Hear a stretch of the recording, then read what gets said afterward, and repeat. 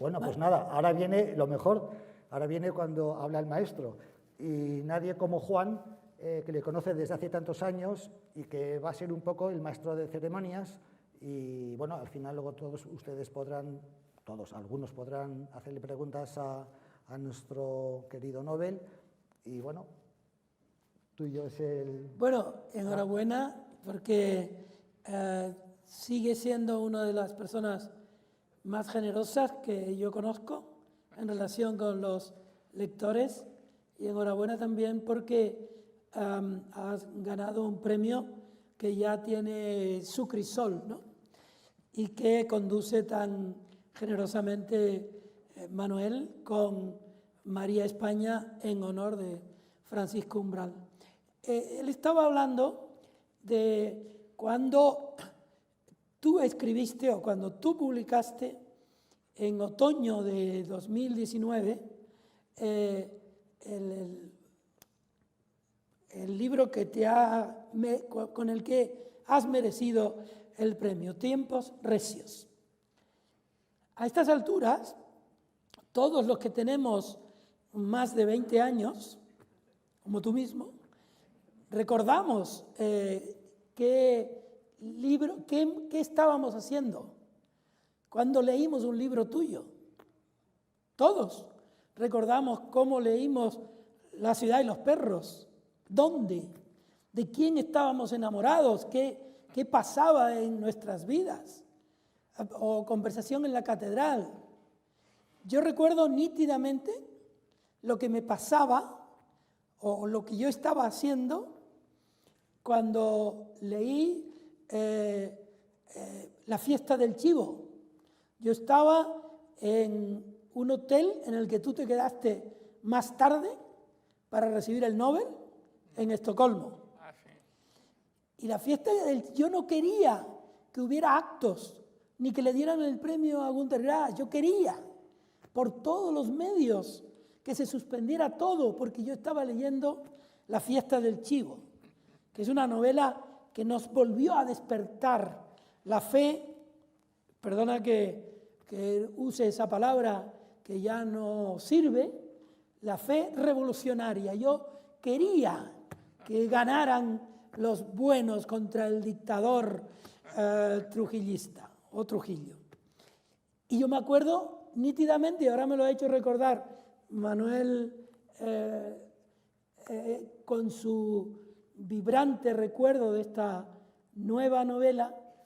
Yo estaba en octubre de 2019 en Estocolmo, casualmente, y me habían dado las pruebas de Tiempos Recios. Y me pasó lo mismo. Yo no quería que luego hubiera un acto que había posteriormente dedicado a Peter Landelius, que es benefactor sueco de toda la literatura hispanoamericana. Entonces, a mí me gustaría saber, Mario, un poco a partir de lo que Manu Llorente dijo, de los libros que te afectaron a ti y que tú leíste como si fuera una adivinación de tu propio futuro. ¿Cómo leíste tú los grandes libros que tú leíste al principio de tu carrera?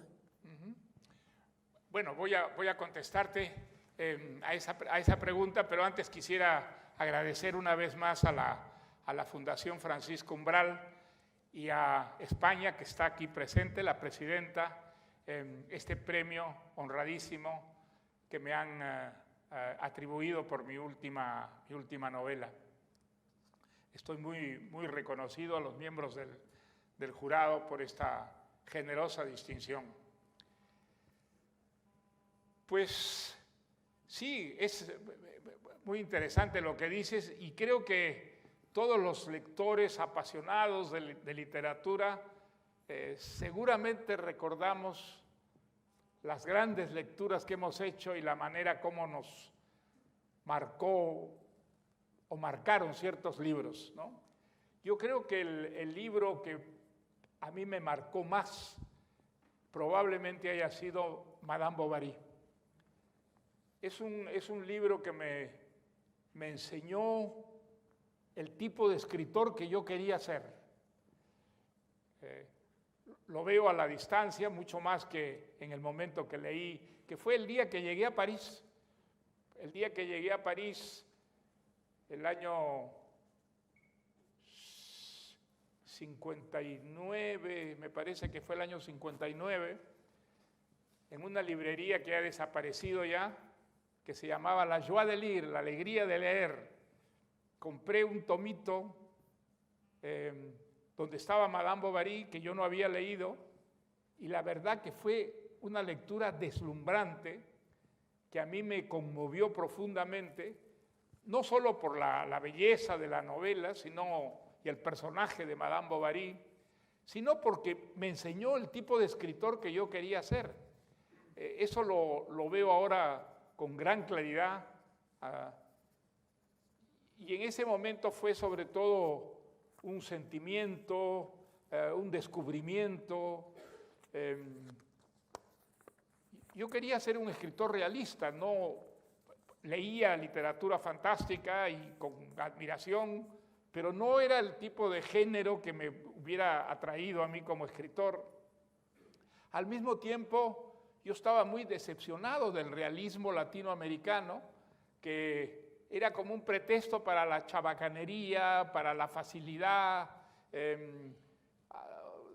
No había una literatura realista que fuera al mismo tiempo artística, que cuidara muchísimo el lenguaje, la estructura de una historia. Y de pronto aquí, leyendo a Madame Bovary, yo descubría todo eso. Era una novela realista, era una novela que estaba muy, muy pegada, digamos, a la realidad viva, y al mismo tiempo había una perfección en el lenguaje. Yo no sabía que pues, Flaubert había trabajado tanto, 5 años había trabajado en esta novela, una obra maestra absoluta.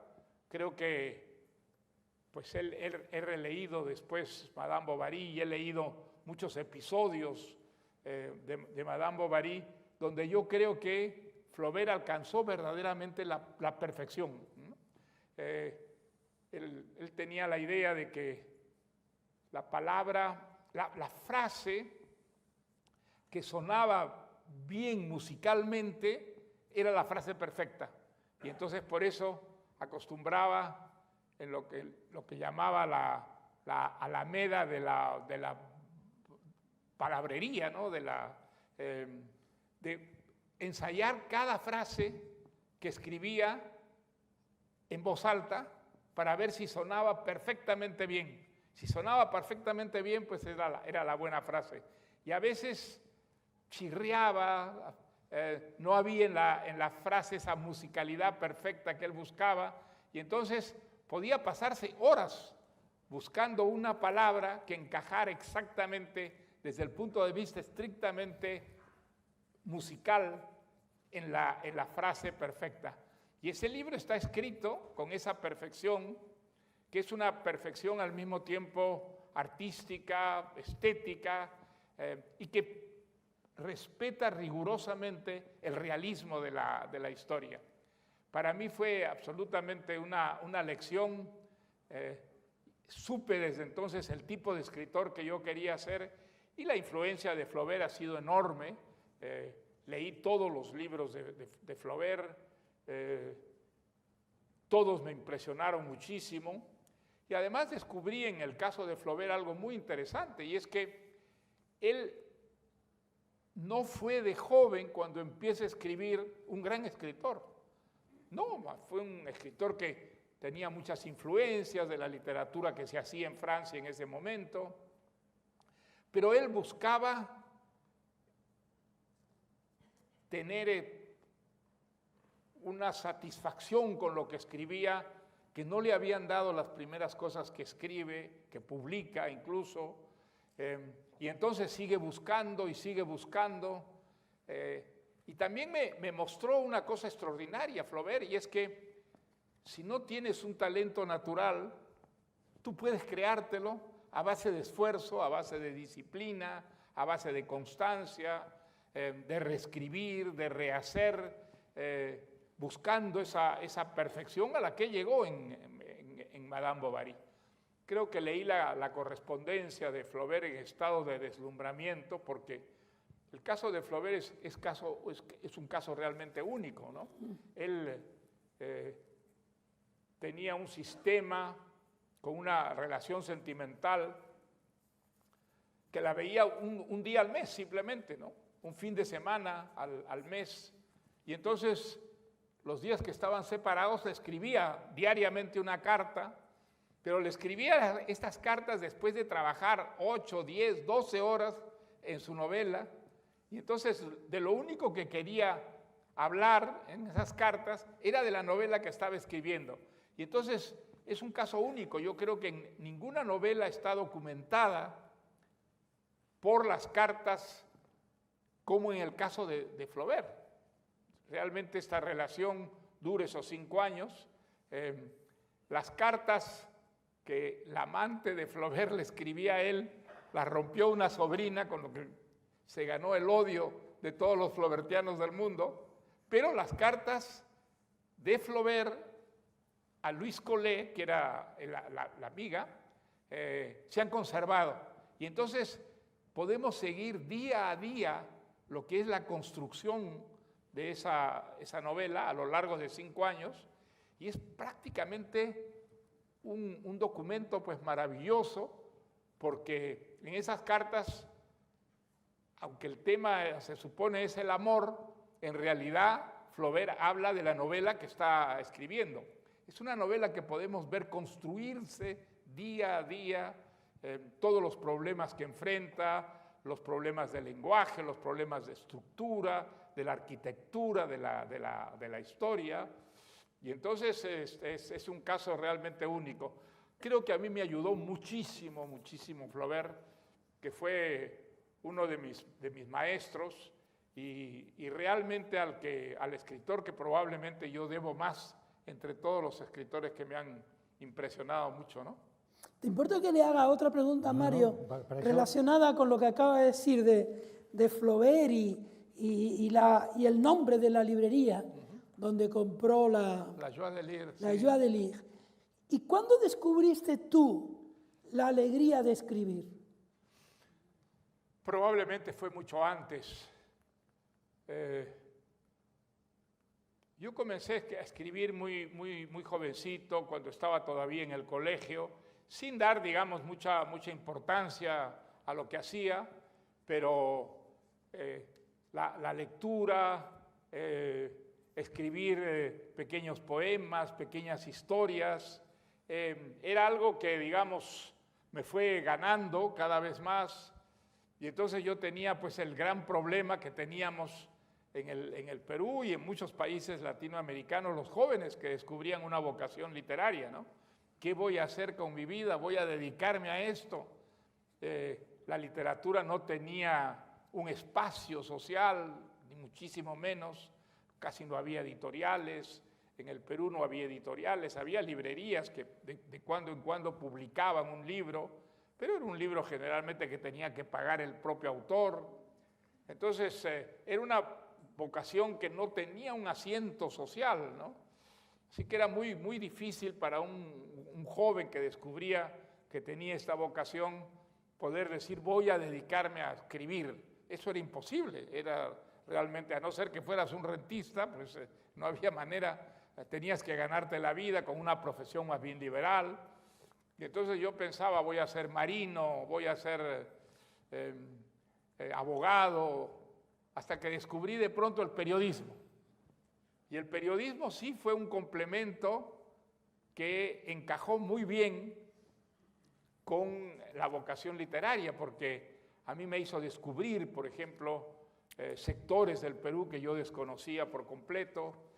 Y entonces el periodismo pues fue un compañero, digamos, que además alimentó muchísimo mi conocimiento de mi propio país, de mi propia ciudad.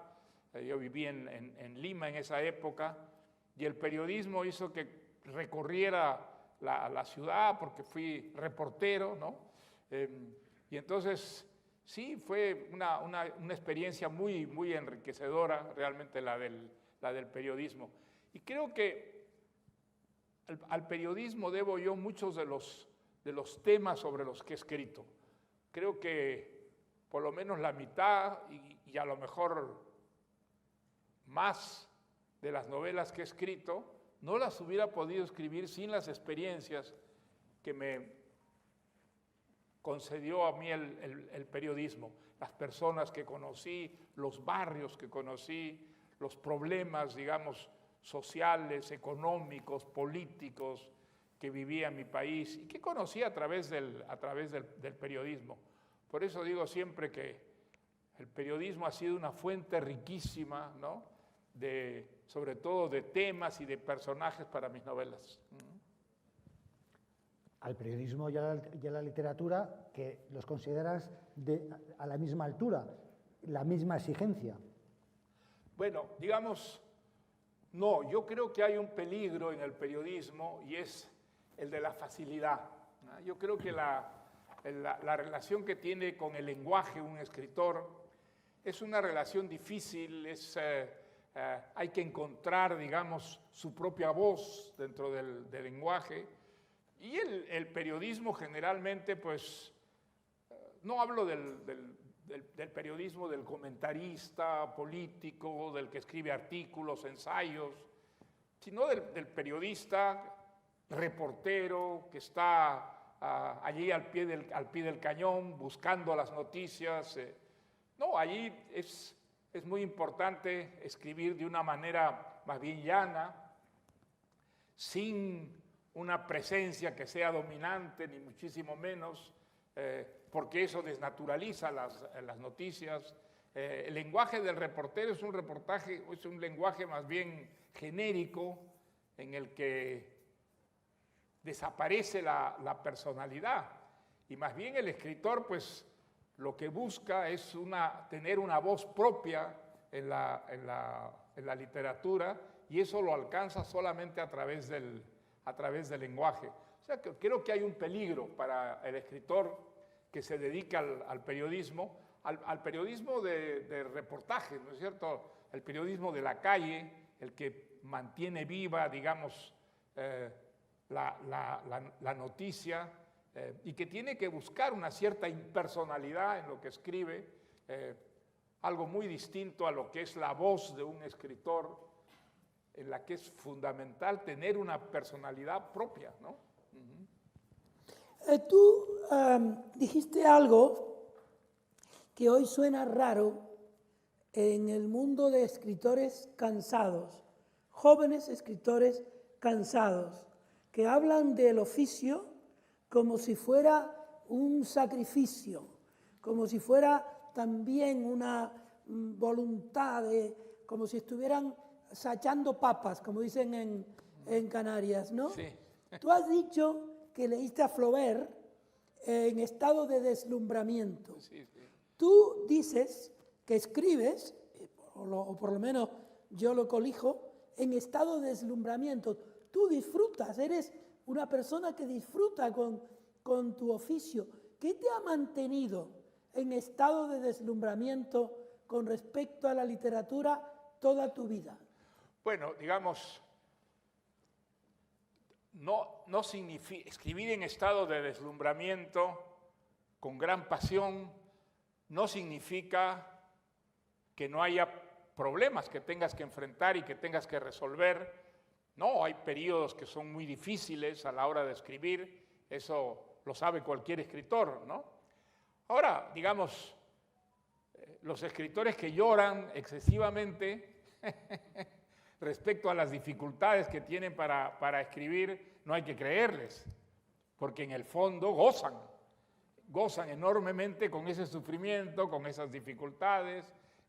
Vencer esas dificultades, pues, es algo extraordinariamente estimulante para un escritor, pero, digamos, escribir no es fácil, hasta encontrar realmente una voz, vencer las dificultades que se plantean día a día con un proyecto literario, pues es difícil, y a veces hay un sentimiento de frustración, la impresión de que aquello no va a salir, de que aquello va a frustrarse, que la novela no es lo que tú creías, que va a ir seduciendo, conquistando poco a poco a los lectores. No, tienes momentos de mucha desmoralización, pero creo que en el fondo escribir es un goce extraordinario, que la compensación está en ese goce, ¿no? Un día que realmente uno tiene la impresión de que ha encontrado las palabras adecuadas y además lo que supongo que les ocurre a todos los escritores, descubrir, a pesar de que llevas un plan muy bien hecho, que hay una posibilidad allí en la historia que estás contando de desarrollarla, de enriquecerla, esas sorpresas que te puede dar, digamos, la escritura misma. Sí, es una cosa que es enormemente exaltante, y eso yo creo es lo que lo mantiene a uno entusiasmado con la literatura y lo vuelve, digamos, a embarcar en una historia otra vez, a pesar de saber que esa historia pues va a durar años, que va a ser muy difícil, que va a atravesar momentos muy difíciles, pero hechas las sumas y las restas, sin ninguna duda, escribir es un placer tan extraordinario y quizá más extraordinario que leer, ¿no? Que leer un gran libro. Leer un gran libro es una exaltación maravillosa y escribir también es una exaltación, aunque en el periodo pues uno pase muy malos ratos también, ¿no? Es increíble que hayas ganado el premio Nobel, perdón porque te tuteé, pero que aún así has dicho, bueno, que voy a seguir escribiendo y me da igual lo que digan, o sea, el peligro de poder estar en el top 10 arriba del todo, yo voy a seguir. Y yo voy a seguir escribiendo cada día, porque una vez, yo te lo he escuchado decir, escribes cada día los 7 días a la semana. O sea, lo que contabas de Flaubert es aplicable a ti mismo. Y tú, además, creo recordar que cuando eras un chaval de 18 o 20 años, simultaneabas 7 trabajos. Sí, yo llegué a tener 7 trabajos al mismo tiempo. No sé cómo lo hacía, porque, digamos, 7 trabajos no caben en un día. Sí, pero muy curiosos. Sí. A ver si te acuerdas alguno, porque... Lo que era terrible para mí en esa... Claro, yo me casé muy joven, y entonces pues tuve que empezar a trabajar para mantener a mi familia, para mantener a mi mujer, y entonces llegué a tener 7 trabajos, efectivamente. Y lo más angustioso para mí era no tener tiempo de leer. Leía en los colectivos de Miraflores al centro de Lima, donde trabajaba en una radio, entre otras cosas en una radio, y el trabajo más divertido que tenía en el viejo cementerio colonial de Lima, que se llama Presbítero Maestro, y que está en el centro de la vieja ciudad, se habían borrado los nombres de las tumbas en muchos de los viejos cuarteles, los más antiguos, los cuarteles coloniales. Y entonces la municipalidad me encargó, y eso lo hacía los domingos yo, y un amigo me acompañaba, y entonces yo tenía que subirme en una escalerita y tratar de reconstruir los nombres con lo que quedaba, bueno, y con documentos que había de la municipalidad, coloniales. Y entonces y era muy divertido porque yo llevaba una vez por semana a la Municipalidad de Lima las listas de las tumbas que había descifrado y me pagaban por muerto. Me pagaban por muerto, o sea que... Pero sí, llegué a tener 7 trabajos y en eso pues obtuve una beca porque ya... había preparado mi tesis de bachillerato, y en la universidad presenté esa tesis y había una beca que daba el Banco Popular y la Universidad de San Marcos para hacer un doctorado en España. Y entonces, cuando gané esa beca fue la felicidad, porque después de tener 8 trabajos que no me permitían, no digo escribir, sino incluso leer, por fin pude venir a Madrid a hacer un doctorado y dedicarme enteramente a leer y a escribir. Fue la verdadera felicidad. Fue el año 58, sí. ¿Sabes qué? Hace muchos años, cuando era un joven periodista de mesa en La Coruña, a Manolo Rivas le ponían a reescribir las crónicas que mandaban los corresponsales del interior. Y entonces le mandaron una vez una crónica que estaba con calco y solo se entendía la palabra pataca, que significa patata, y él tenía que hacer a partir de la palabra pataca 600 palabras y las hizo. Mario, hay otra cosa que tú dijiste con respecto a Flaubert que me gustaría pasar al tiempo actual, que era la obsesión por hacer de la literatura música. Sí, sí. ¿Dónde la encuentras hoy tú? Literatura que suene a música. ¿Qué escritores te conmueven todavía o te conmueven ahora? Probablemente en nuestra lengua, Borges. Yo creo que Borges es probablemente el mejor prosista de nuestra lengua en la vida moderna, ¿no? El único comparable a los grandes clásicos. Yo creo que la prosa de Borges dan ganas de oírla. Hay que leerla en voz alta muchas veces por la perfección que tiene, los insólitos adjetivos, los adverbios que son tan importantes en las frases de Borges, ¿no? Que da la impresión de haberlos buscado como quien busca una aguja en un pajar, ¿no? Algo realmente muy recóndito del lenguaje que él ha conseguido extraer y poner en su frase. Ahora, Borges no era eso cuando empezó, para nada. Borges es más bien cuando regresa a la Argentina después de haber estudiado aquí en Europa, más bien un poeta que quiere ser un poeta gauchesco, un poeta criollista. Los primeros libros de Borges, los primeros ensayos, son todo lo contrario de lo que él sería después. Él encuentra una personalidad propia pasando por toda esa literatura o vanguardista o localista, muy afectada, muy, digamos, muy poco realista. Y lo que es extraordinario, yo creo que eso comienza con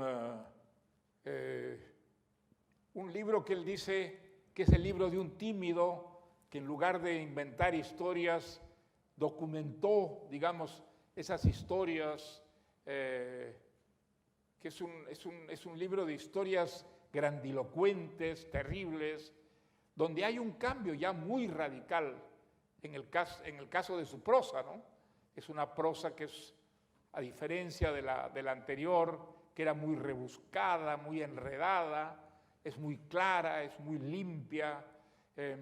Hay muy pocos adjetivos, pero los adjetivos son fundamentales porque los adjetivos suenan de una manera tan, digamos,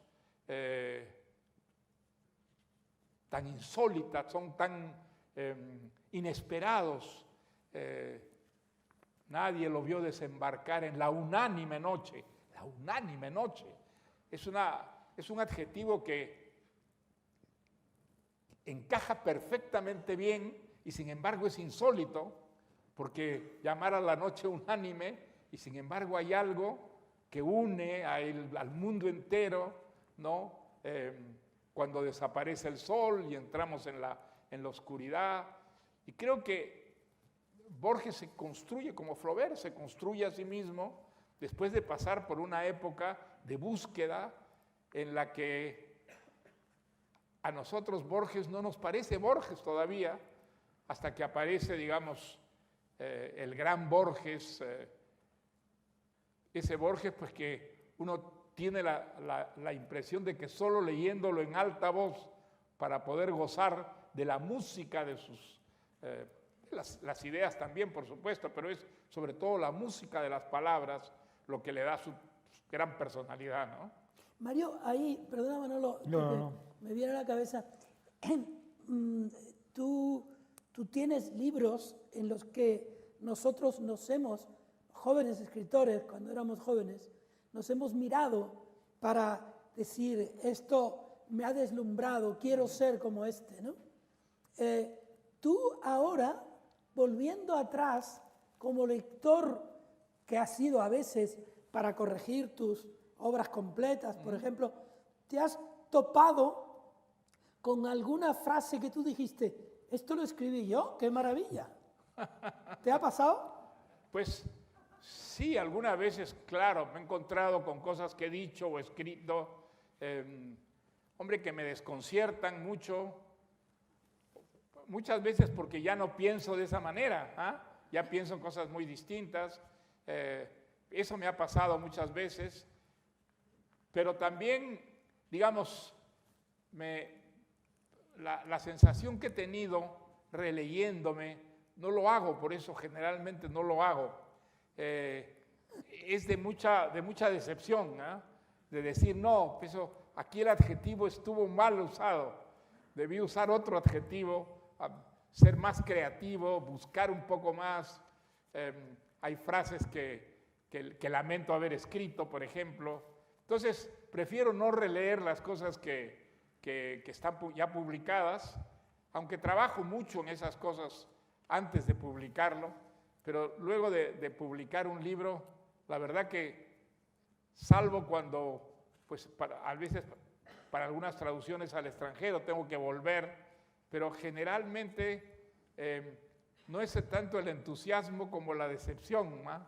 Lo que me ocurre cuando releo cosas mías, ¿no? Al menos te acuerdas del principio de conversación en la catedral. Sí, me acuerdo mucho, sí, porque esa frase, cuando se jodió el Perú, me la han repetido tantas veces, ha sido objeto de tantos debates, y es una frase que, bueno, que yo escribí sin tomar conciencia de que iba a provocar tanta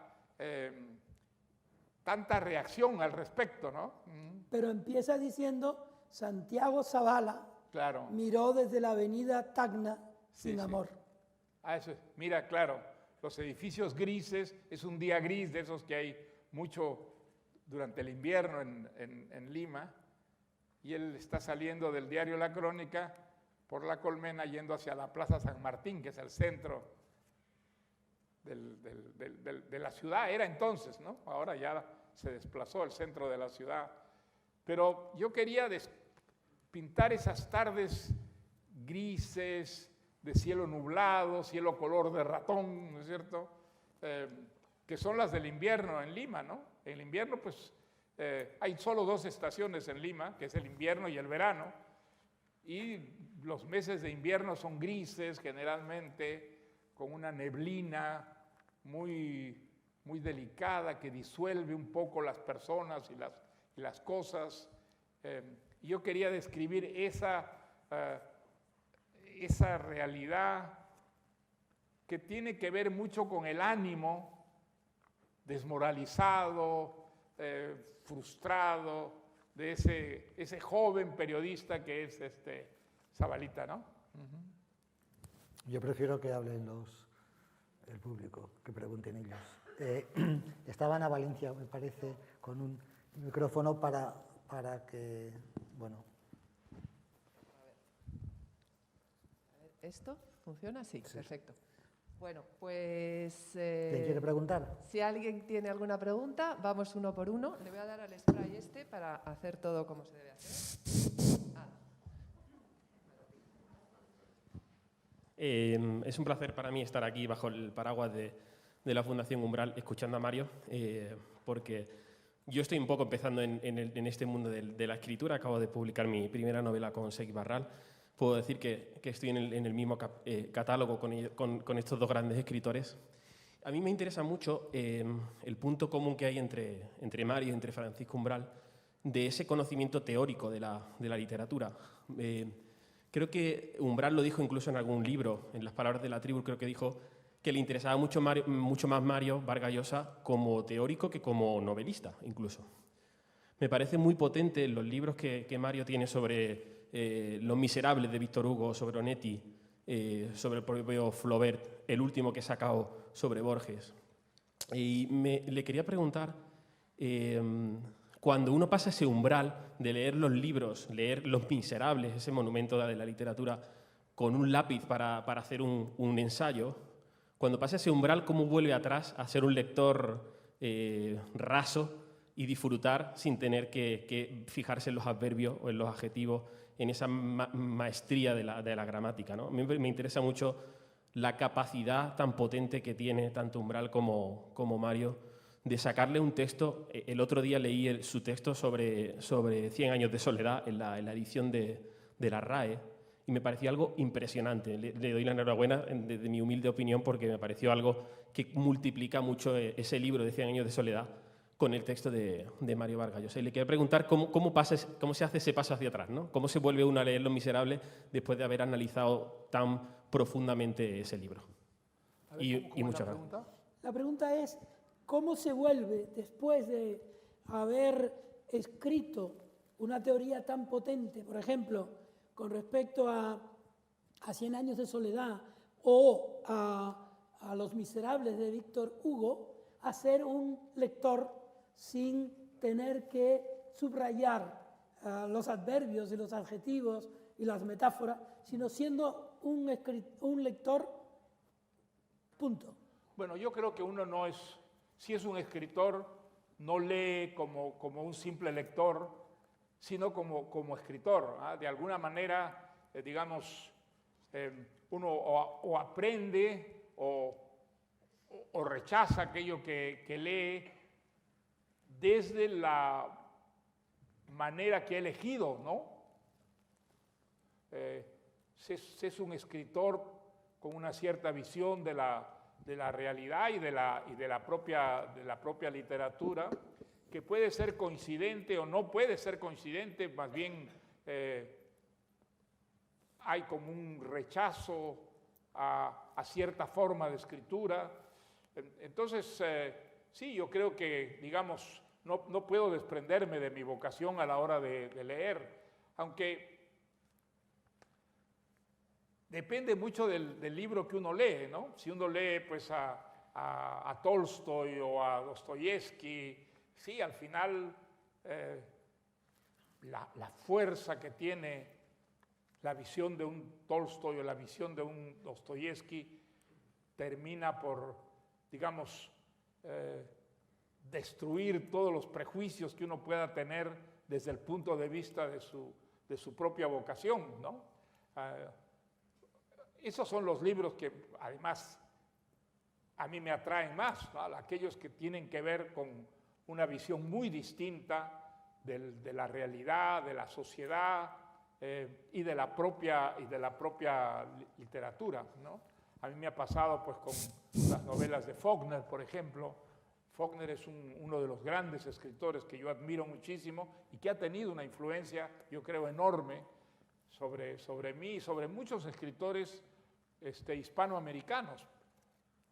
Entre otras cosas por la vecindad del mundo de Faulkner, que es el mundo del extremo sur, el Deep South norteamericano, donde hay dos culturas que están clarísimamente, digamos, en una relación difícil, al igual que en América Latina, donde hay dos culturas que están también muy enfrentadas, y en el mundo de Faulkner, pues hay, digamos, una creación de unos instrumentos para describir un mundo equivalente que han impresionado muchísimo a los escritores latinoamericanos, ¿no? Yo creo por la vecindad de esa problemática social, política, que se debe en gran parte a la existencia de dos culturas, una cultura que es mucho más potente, más moderna, que aplasta a la otra, que la explota, y esa cultura que resiste a la desaparición. Sí, yo he leído a Faulkner con verdadero deslumbramiento, por ejemplo, precisamente porque ese mundo es, en cierta forma, el mundo latinoamericano, ¿no? Pero es verdad que muchas veces desde su propia visión de la literatura, uno tiene mucha dificultad para aceptar, ¿no?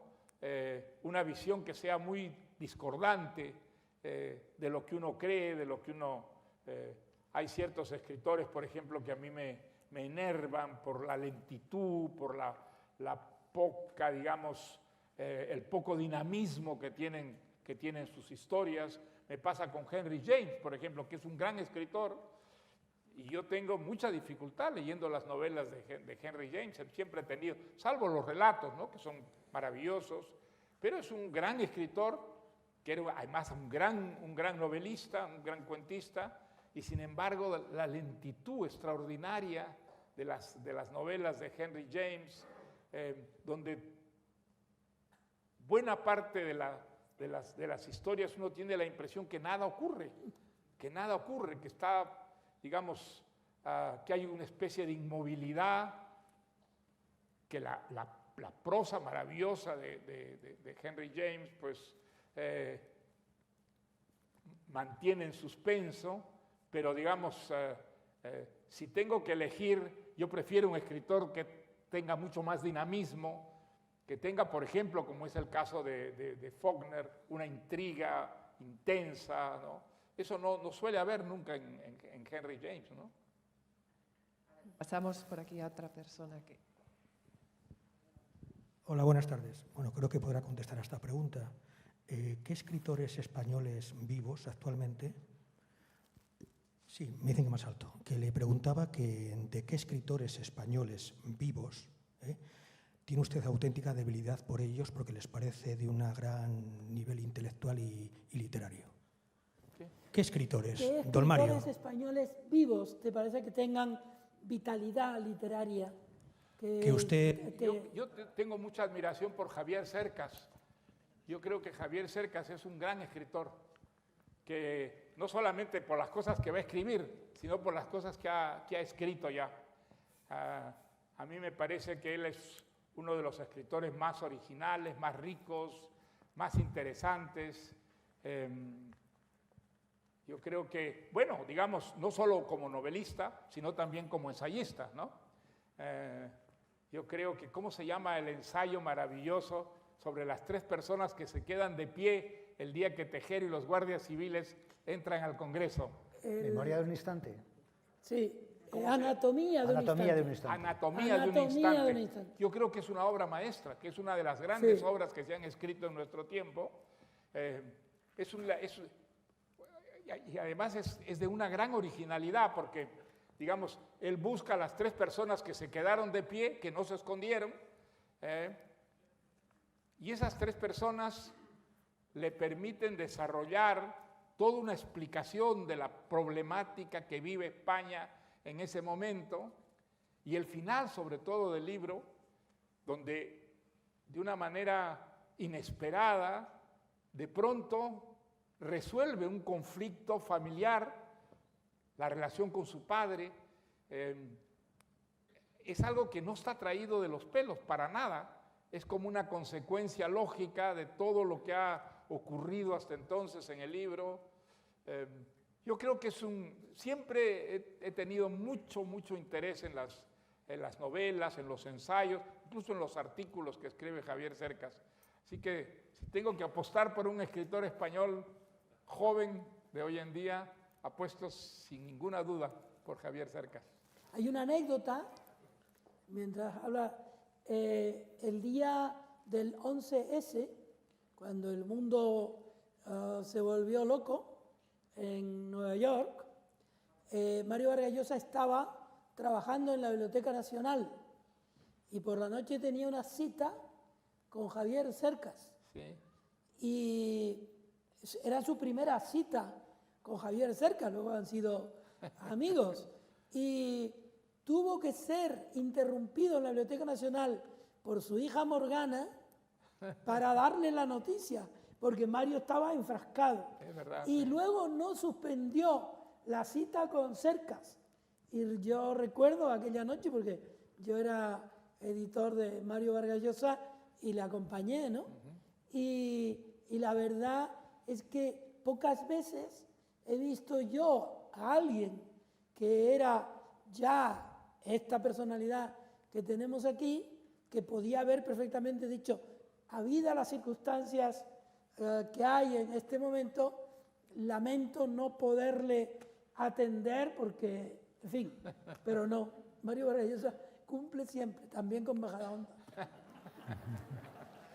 Sobre todo.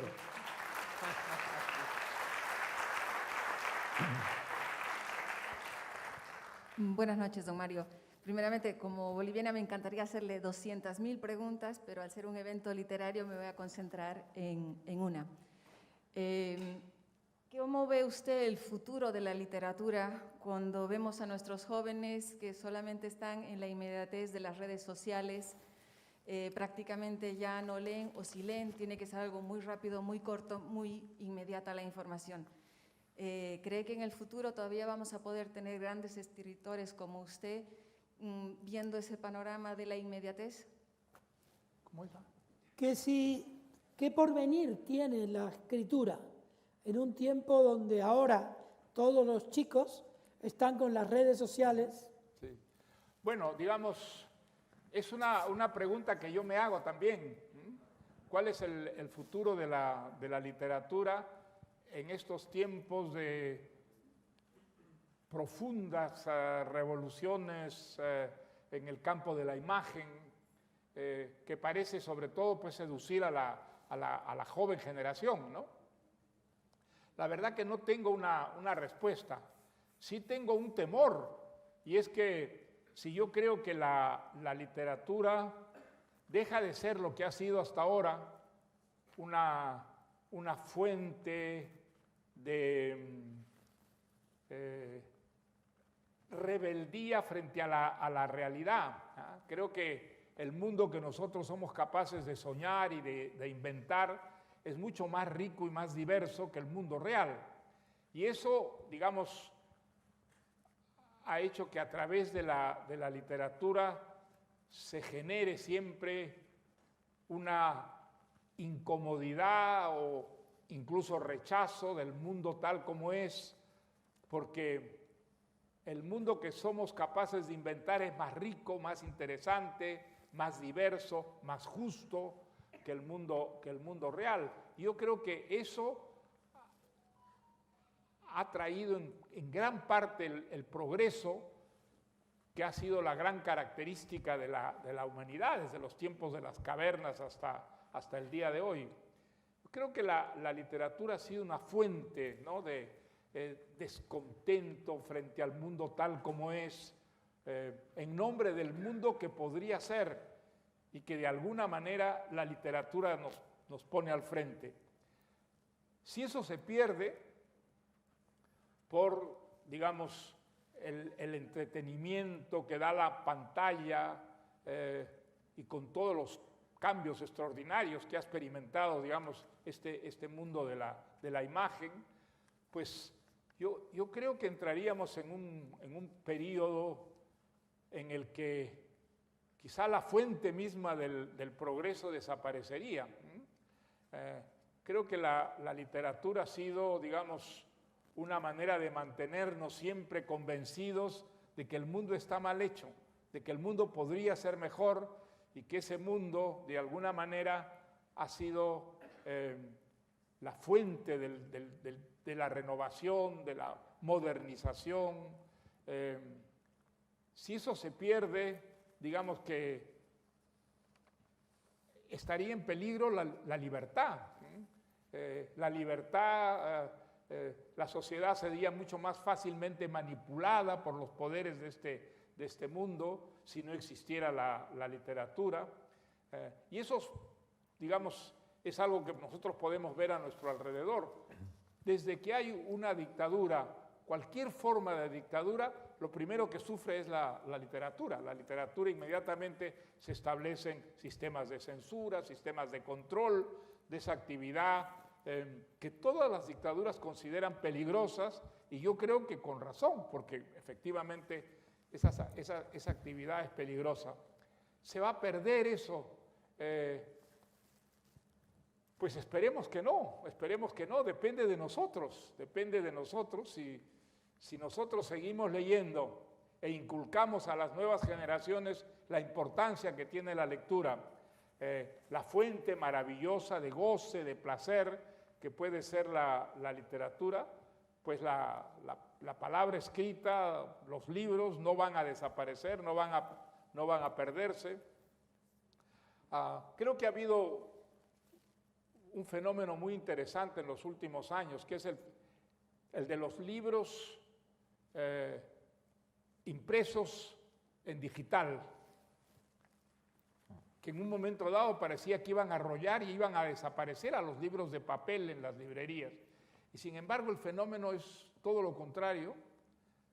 Esos libros han tenido en un primer momento un desarrollo importante, no en Europa, pero sí en el resto del mundo, y sin embargo ahora los libros de papel han recuperado de alguna manera su primacía, y prácticamente en el resto de los países la gente ha vuelto a los libros de papel, y los libros de papel están otra vez, digamos, han recuperado en cierta forma la primacía que tenían ante los lectores.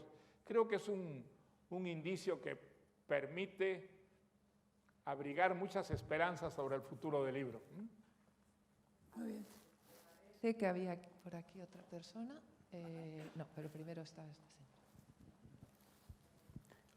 Buenas tardes. Bueno, en primer lugar, gracias por este encuentro. Es un placer lo que estamos viviendo. Yo quería preguntarle a usted, Mario Vargas Llosa, si le está influyendo de alguna manera en el día a día que usted dice que dedica a la escritura, esta revolución silenciosa que estamos viviendo con esta pandemia. ¿De alguna manera está influyendo en lo que usted escribe o lo que planifica que va a escribir? ¿Te influye el hecho de que vivamos en esta pandemia para la escritura o para la escritura próxima? Bueno, digamos, la pandemia ha tenido para mí un lado positivo, y es que he podido leer mucho más de lo que leía. Ese aislamiento en que nos ha condenado la pandemia en este último año, pues a mí me ha permitido releer libros que me habían marcado muchísimo, libros de los que tenía un magnífico recuerdo, y he podido releer algunos de estos libros. O sea que, digamos, ese ha sido un aspecto más bien positivo de una pandemia que ha demostrado que el mundo no había dominado la naturaleza como creíamos. Teníamos la sensación de que la ciencia, la técnica había llegado a controlar enteramente la naturaleza, y de que, digamos, nos habíamos librado, digamos, de los ataques que la naturaleza en el pasado había provocado tantas catástrofes. Pues no, hemos vivido una catástrofe de la que todavía no acabamos de salir, y creo que, digamos, la humanidad, porque este ha sido un fenómeno que ha vivido la humanidad, que está viviendo la humanidad, va a hacer que seamos mucho más prudentes a la hora de juzgar esta relación entre la técnica, la ciencia y la naturaleza. La naturaleza todavía puede darnos sorpresas muy desagradables, como ha ocurrido con esta pandemia, ¿no? Ningún país estaba preparado. Estamos viendo que los países más importantes de la Tierra pues sufren exactamente igual que los países pequeños, los países del tercer mundo. Y es curioso que la pandemia se haya encarnizado precisamente con los países más modernos, los que están, digamos, más avanzados en el progreso, pero que clarísimamente frente, digamos, a esta amenaza no lo estaban, ¿no? Porque, digamos, la amenaza ha sido superior a todos los preparativos que podíamos haber hecho para enfrentarla, ¿no? creo que la humanidad va a salir mucho más prudente en el futuro, y que por lo menos en el campo de la salud habrá progresos considerables, y que estaremos dispuestos a proveer a las instituciones de los recursos necesarios para lograrlo, ¿no? Muy bien. Espera, que voy para aquí atrás.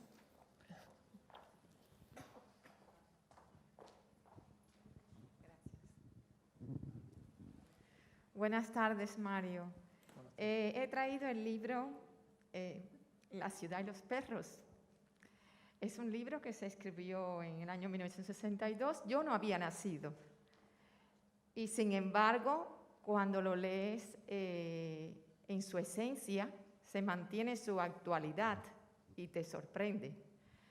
El autor, en este caso, cuando usted escribió la obra, ¿usted sintió esa necesidad de que fuera temporal? ¿Sintió algo que le decía que se convertía en algo en su esencia que iba a ser completamente atemporal y que una persona que la leyera en cualquier año, aunque no hubiese nacido en el año en que se escribió, la sentía como en su esencia como muy presente, como muy de actualidad?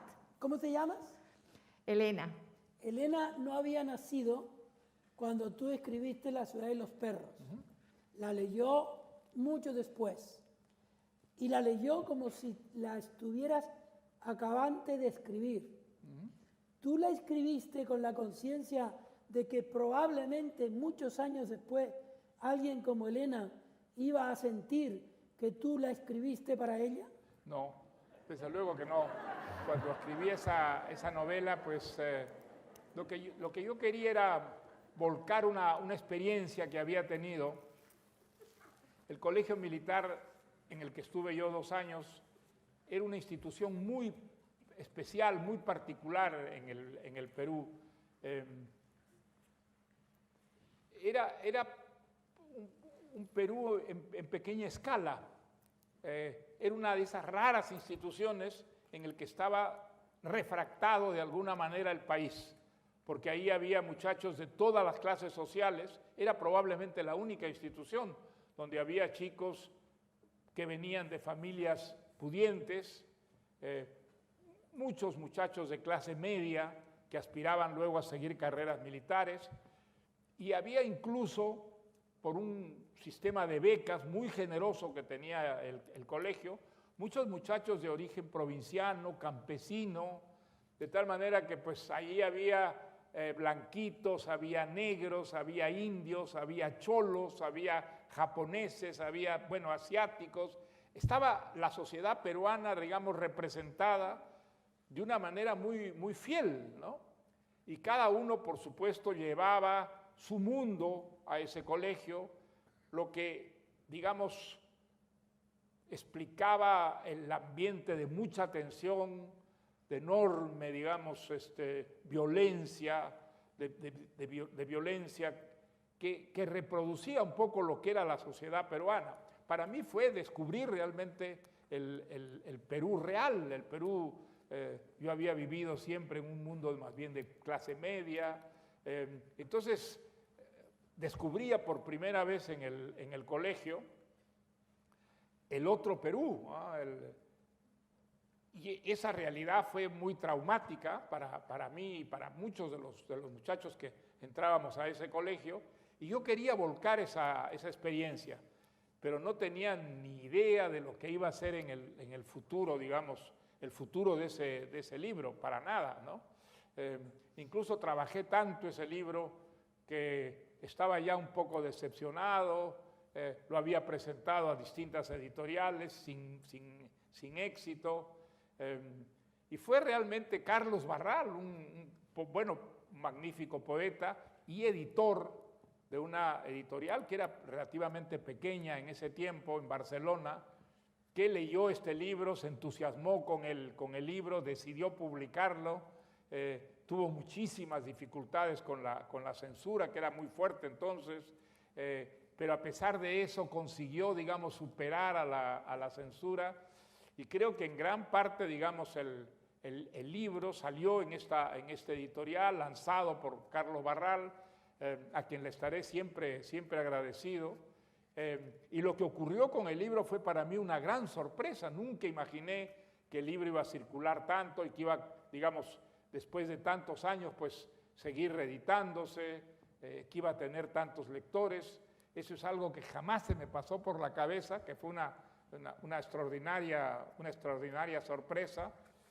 Y además es un libro que me convirtió a mí en un escritor, ¿no? Realmente, después de escribir ese libro, después de todo lo que ocurrió con el libro, yo quedé convencido de que era un escritor y de que no me había equivocado al elegir, digamos, poner en práctica mi vocación, ¿no?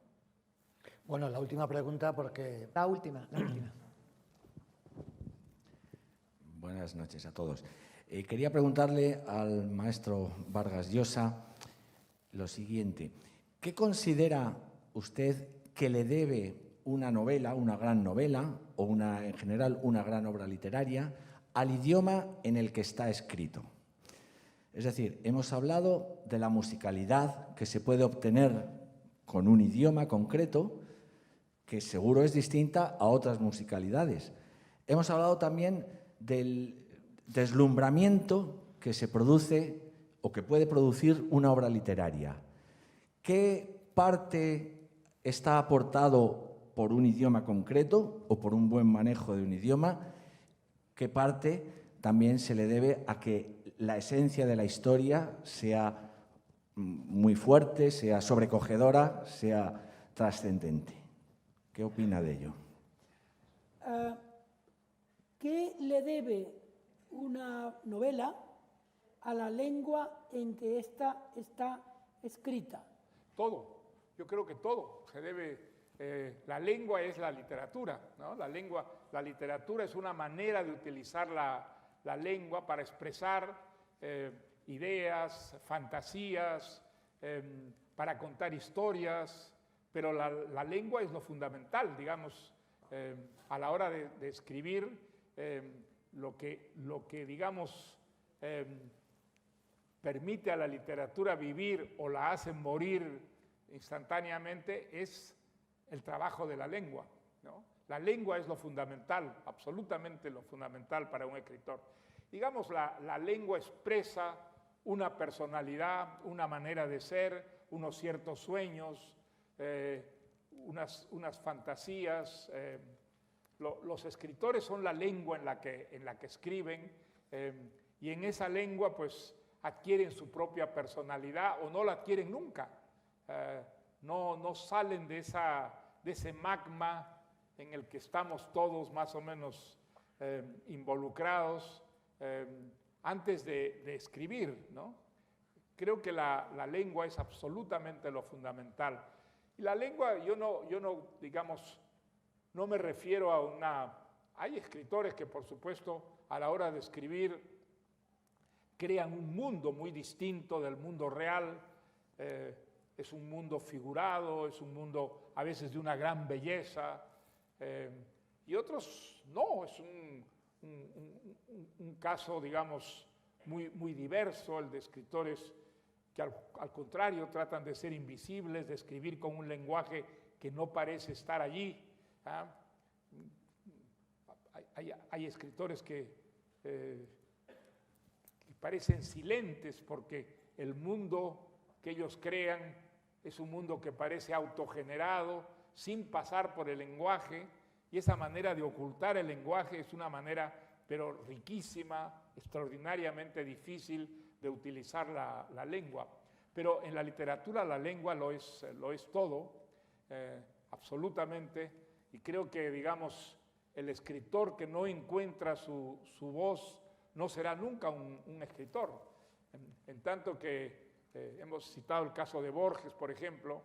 El caso de Borges, pues, si Borges hubiera sido solo los poemas costumbristas, los poemas vanguardistas que escribe, no sería nunca Borges.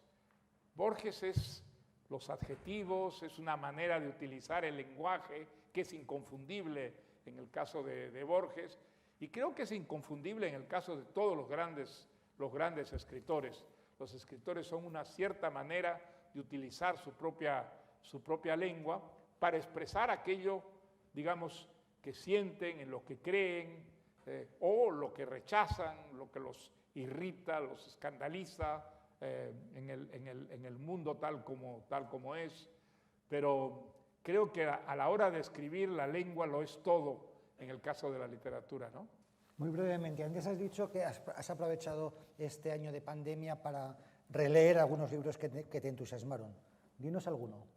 ¿Qué has releído? Porque, por ejemplo, yo me moría de ganas de releer La guerra y la paz de Tolstoy, que es un libro que a mí me deslumbró. ¿Y te ha deslumbrado ahora tanto como entonces? Pues sí, releerlo ha sido deslumbrante, porque, digamos, se ha dicho muchísimo que Tolstoy se equivocó, que, digamos, que está lleno de errores históricos su libro, pero eso a quién le importa.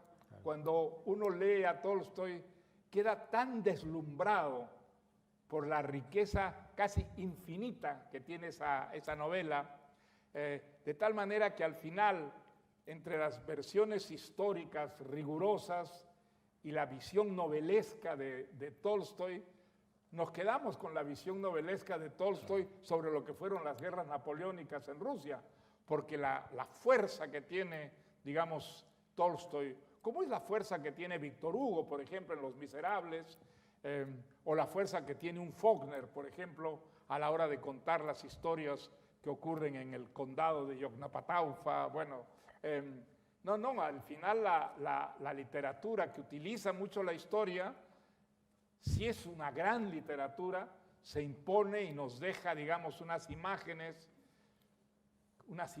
sobre la historia que prevalecen sobre las versiones históricas, sin ninguna duda, ¿no? Y para mí releer La guerra y la paz, que es la tercera vez que la he releído, es una novela absolutamente deslumbrante, una de las grandes novelas que se han escrito. Es como releer El Quijote, por ejemplo, ¿no? El Quijote es algo muy extraño, digamos, ocurre en un momento fantástico de la literatura en nuestra lengua, sin ninguna duda, pero ¿qué lleva a este personaje tan maltratado por la vida real a escribir ese libro tan absolutamente espléndido, original, de una riqueza, que es una riqueza lingüística, pero no solo lingüística, ¿no es cierto? Hay una visión de la sociedad, de la humanidad en este libro que sigue, digamos, deslumbrándonos. Tiene la literatura, pues, esos casos absolutamente extraordinarios que nos ayudan muchísimo a vivir, ¿no? Creo que pocas veces uno siente tanto, digamos, la riqueza de la vida como leyendo esas visiones que les ha dado la vida a gentes como un Tolstoy o un Cervantes, ¿no? Yo quiero comprobar dos cosas, comprobar de cara al público. Yo creo que tú eres de las pocas personas que dice bien la región de Faulkner. Sí, no. Muy difícil decir, ¿cómo es? Yoknapataufa. Eso es, muy poca gente. Bueno, no sé Esa era una trampa, ¿eh? A ver si no le iba a decir. No sé si es la manera correcta de decirlo, pero bueno. Yoknapataufa, pues es una palabra india, ¿no? Yo hace mucho tiempo que no voy a un acto en el que se dice tantas veces la palabra deslumbrante. Quiero preguntarte si eso es la expresión de un ánimo. Sí, es un ánimo. Bueno, digamos, hay personas que a mí me deslumbran, pero el deslumbramiento que yo puedo tener frente a ciertos libros, frente a ciertos escritores, yo creo que es único. Realmente son esos libros que te dan ganas de vivir, ¿no? Porque te justifican, digamos, la existencia. Te das cuenta leyendo a Tolstoy, leyendo a Cervantes, leyendo a Faulkner, lo maravillosa que puede ser la vida cuando pasa, como la literatura te escoge lo mejor de la generosidad, la audacia, la valentía, el coraje y además también pues la riqueza de una vida espiritual, ¿no? En Tolstoy hay todo eso. Yo creo que en todas las grandes novelas hay un poco de todo eso. Y entonces eso te da una inyección de plenitud, ¿no? frente a la vida. La vida es mucho más rica cuando llega a ti a través de la gran literatura, ¿no? Gracias. Vamos a dar fin al tema de las preguntas. No sé si tenéis alguna cosa más que decir, Juan y Manu. No, ya. Queremos decir a nuestra presidenta de la Fundación España, por favor, si puede salir y decir alguna palabra para... Bueno, aquí mismo. Sí. No, yo sencillamente quiero dar las gracias por la asistencia a este acto que a mí me ha emocionado tanto, porque es una manera de que Paco siga vigente en la memoria de todos los lectores que tuvo. Y doy las gracias también al Ayuntamiento de Majadahonda por haber creado este premio que ha tenido hasta ahora pues tantos ganadores y tan importantes todos. Y doy especialmente felicito especialmente a Vargas Llosa por haber recibido el premio Francisco Umbral, que yo creo que ha sido, pues bueno, no sé lo que iba a decir. Quizá el más aplaudido. Absolutamente, no, se me ha olvidado absolutamente. Muchas gracias. Nada, muy bien. Bueno, pues damos por finalizado el acto y creo que ahora vamos a hacer algunas fotos institucionales y bueno, pues agradecemos muchísimo a Mario que haya querido venir aquí al municipio con todos los que han querido asistir y poder estar en primera persona respondiendo todas estas preguntas, y damos otra vez enhorabuena al premio. Y bueno, pues que sigas escribiendo muchas cosas más para que los disfrutemos y nos deslumbremos. Gracias. Muchas gracias.